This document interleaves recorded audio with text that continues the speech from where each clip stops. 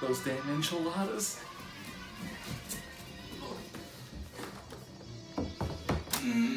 Oh, God, that feels so good. Baby. Baby. Baby. Hey, wait your turn, man. What the hell? Oh, crap. I'm gonna die on the crapper.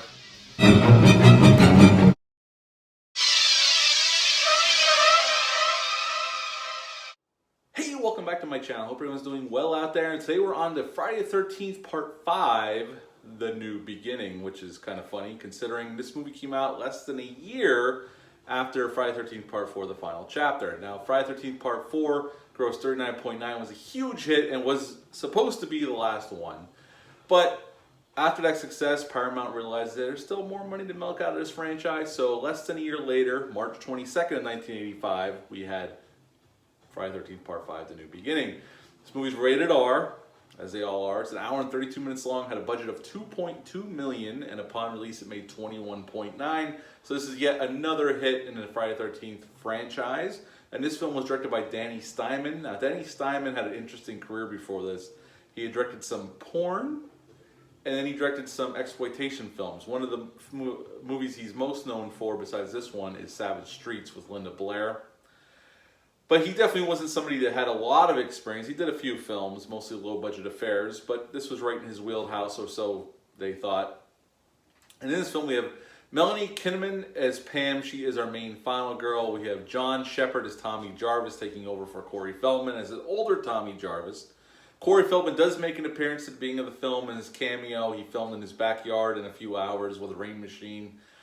Now, he was busy. Now, he was originally supposed to star in this film. That was always the intention, is to bring Corey Feldman back. But he was busy on a little film called The Goonies. So he was only able to film for one night in his backyard. And that's what they did. And Richard Young plays Matt. He runs this farm where these troubled teens come to live who have had psychological problems. And most people recognize him. He played the guy with the fedora in Indiana Jones and The Last Crusade. He was in the beginning of the film at the Cross of Cortez, that young Indy steals the cross, and then he gets it back after the chase back to the Indiana household. He gets the cross back, so you'll recognize him from that film. Now, this film definitely decided to take the Fridays franchise in a different direction for sure, and we're going to talk about that too. A lot of fans were very disappointed in this film. And some would say this is what started the downward trend in box office for the series, because the fans felt gaslit by this film. This film definitely ups the kill factor. I think this is one of the highest body counts in the whole franchise, and definitely probably has the most nudity. Although Jason Goes to Hell and the remake had quite a bit of nudity, but I think this one probably beats it.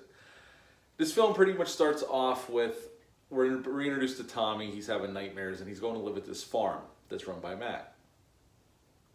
And he's still troubled by that night in the final chapter about him killing Jason and his mom being murdered by Jason. And they make it seem like his sister Trish might be dead too, although they never really go into it that much. And then we're introduced, they set up this farm where these troubled teens live. And there's no real rules. You can do whatever you want. But it's an honor system, they explain to Tommy when he gets there. And Joey, one of our residents at this farm for troubled teens, is walking around candy bars. And Vic is chopping firewood. And this is what sets forth the whole plot of this film, or the reason why people are getting murdered anyway. Joey offers Vic a candy bar, sets it on the log. Vic hits it with the axe. Joey gets pissed and tells Vic that he doesn't want to help him anyway. And when he turns to walk away, Vic buries the axe in his back and kills him in a horrible death. And then we get to meet Roy, our ambulance driver, who, when he pulls back the sheet, is highly disturbed at what he sees. And pretty soon after this, somebody dressed like Jason, or Jason Voorhees, is walking around killing people. But this Jason has blue marks on his hockey mask, not red. Although the real Jason does show up in Tommy's visions or dreams, and it has the red marks on it. And as the movie goes forward, Jason kills people in very gruesome ways. This movie is definitely very gory, although I will say some of the makeup effects aren't that great. Although some of the kills are very entertaining and quite original in some aspects. And as the story goes forward, more and more people get killed. And we're left with Pam, Tommy, and little Reggie. And they have to battle Jason. Jason gets thrown off the barn onto these spikes, and we realize it's Roy killing people the whole time in a very terrible whodunit. They don't hold it. It's obvious it's Roy from the beginning. They try to make you think it's Tommy. But after Roy's look, and after seeing Joey's dead body, and a couple other shady things, we come to realize pretty quickly you figure out that it's Roy. It's not Tommy. Although they do try to set that red herring up, and at the end of the film they set it up where Tommy could become Jason because he has the mask on and the butcher knife when Pam comes in to check on him like he's getting ready to kill her, and that's the end of the film. Again, the deaths are pretty entertaining. This is definitely the sleaziest, I think, of the franchise, and it does have a high body count. There's somebody getting killed every so often. Some of the characters aren't that likable, though they're not meant to be likable, like Junior and his mother. They're hillbilly pricks. And when they get killed, you don't feel so bad. But there's some likable people, like Matt, the guy who runs the farm, is very likable. Pam's likable. Reggie, his grandfather. I mean, Tommy doesn't say a whole lot. I think he says 21 words through the whole film.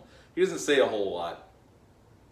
But a lot of these kids are just there for the slaughter. I mean, Deborah Voorhees is in this film in that famous sex scene, and she gets killed with the garden shears through her face.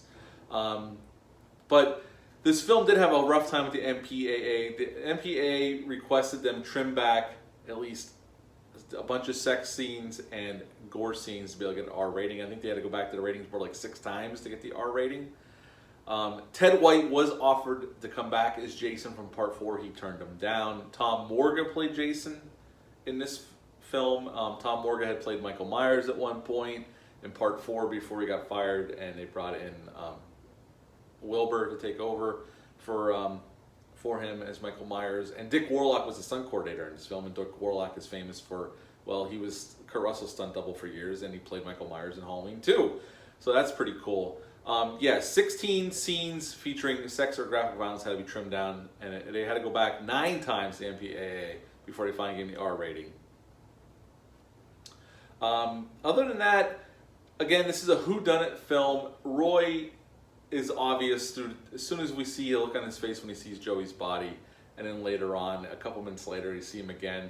We kind of know it's Roy. Again, they try to make it seem like it's Tommy or possibly someone else, but it's Roy. They don't hide it that well. They don't even set up Roy that well to be the killer.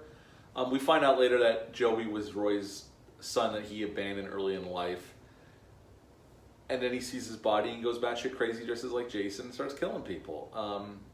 And then they kind of try to play it off where it might be Jason, but we know it's not. You just know it's not. Again, this is them trying to reinvigorate the franchise after Part 4, take it in a new direction. I don't think it works all that well. I mean, it's fun enough just to sit down and watch because of the kills. Again, it moves pretty quickly. I definitely wouldn't say this is the best directed one. Danny Steinman does okay here. It's not the best directed film in the Friday. Especially, it's the worst directed one out of the first 4 to this one. This is definitely the worst directed one out of the first 5 films, by far. It definitely plays into Danny Steinman's sensibilities. Definitely with the amped up gore and kills and the nudity. It's definitely was in his wheelhouse from what they say about his career and the interviews and that. But overall, it's an okay Friday the 13th film. Thank God 6 is a much better film. We'll talk about that next week. I would give Friday the 13th Part 5 a 5.5 out of 10. 5.5 out of 10 for Friday the 13th Part 5. Again, it's still an enjoyable slasher film. You can sit down and have fun with it, but overall, it's not a great film by any stretch of the imagination, especially after coming off of 4, which is so good. This is a definite letdown and a dip in quality for sure. So 5.5 out of 10 for Friday the 13th Part 5. What are your thoughts on this sequel? Leave a comment down below. Let me know. Hit the like button, share this video, subscribe to my channel. I greatly would appreciate that. I'll be back soon with another review, and until then, bye.